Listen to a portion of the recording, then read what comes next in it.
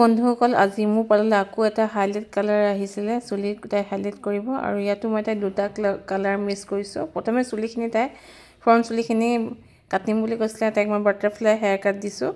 আৰু এতিয়া কালাৰ মিশ্ৰণ কৰিছোঁ। প্ৰথমে এটা কালাৰ লগালোঁ ব্ৰাউনটো, এতিয়া মই ছেকেণ্ড কালাৰটো ইউজ কৰিছোঁ। এজ চুলি বহুত ধুনীয়া হৈছে কালাৰ, আৰু তাইক বহুতেই ভাল লাগিছে। আৰু চুলিখিনিও আগফালে বহুত ধুনীয়া লাগিছে।